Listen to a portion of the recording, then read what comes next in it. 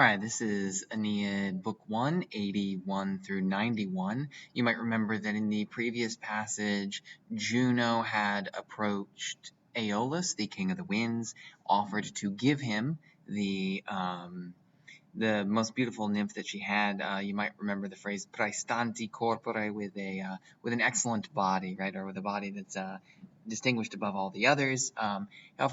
She offered to give this nymph to Aeolus in exchange for his help in releasing the winds to destroy Aeneas. You may also remember that Aeolus, in a rather sycophantic way, said that he gets everything good from Juno, and so he more or less says he'll do it. No problem. All right, so then you begin here with haec ubi dicta, and this is relating the end of Aeolus' speech. Haec ubi dicta, a very compressed form of what might otherwise be cum haec dicta essent, when these things had been said, right? But here you simply have haec ubi dicta, when these things were said, without a finite verb. What did he do? Impulit. This is obviously supposed to be Aeolus. He impulit the cavum montem with a conversa cuspide and then in latus. In latus here is going to refer to the area at which he did it, right? So he impulit the cavum montem with a conversa cuspide in latus, into its side. Ac, and this indicates what happens afterward, ac and the venti, note that this is nominative plural, your new subject here that's going to go with ruant and perflant. The winds velut, just as if, and then here you have agmine facto as an ablative absolute phrase, velut agmine facto, qua, here qua is going to be some sort of equivalent to eo loco or ubi. You can simply translate it as where there was a porta data. Don't translate porta as a port. That is a portus. Porta, you might remember, is a door. Think of portals in English. So the venti ruunt et, and they perflant the terras with a turbine. You might remember turbine corripuit, a phrase from earlier when Athena was murdering Ajax. Then after that, incubuere mare. Note that incubuere is actually your shortened form of incubuerunt. So the incubuere mare here, this is dative with incubuere, and then totum qua sedibus imis una eurusque notusque ruunt creberque procellis. Right here you should note, for poetic effect, the use of polysyndeton, that is, the use of multiple conjunctions, all right? So eurusque notusque ruunt creberque procellis, and then you'll get a little bit more of this in a minute. Una right here is an adverb, just meaning at the same time or all at one. So I think most of that should be fairly straightforward. Notice again the repetition of ruunt here and here. Really get the sense of the rushing winds. All right, and note that creberque procellis, creber here, or creber procellis describes Africus, right?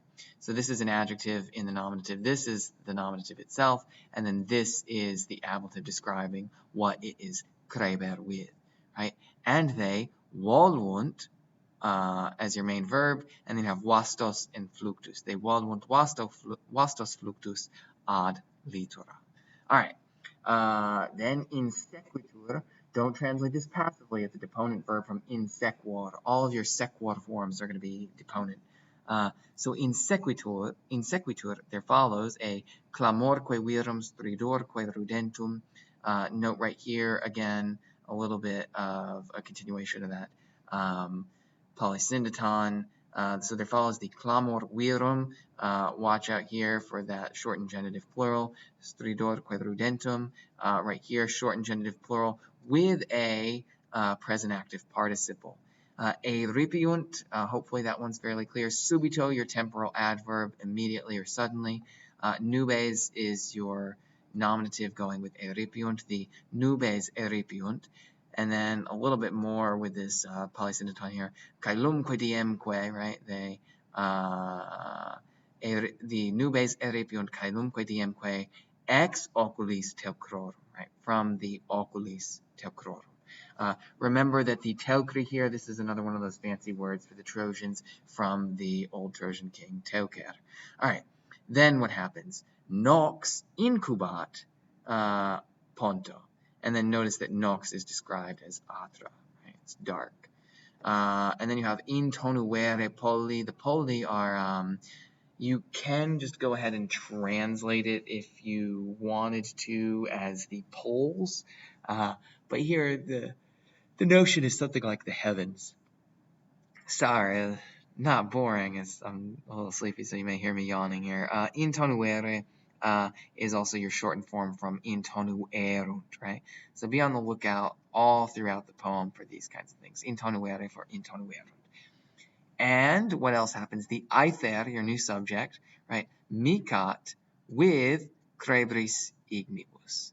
So you might want to, since this has occurred just a couple times in a few lines, you might want to make sure you note the meaning of creber there, right? Thick or crowded, right? Praesentemque viris intentant omnia mortem. Omnia here is your adjective used substantively, so translate all things, right? Intentant praesentem mortem viris. Okay. Hopefully that's all fairly straightforward.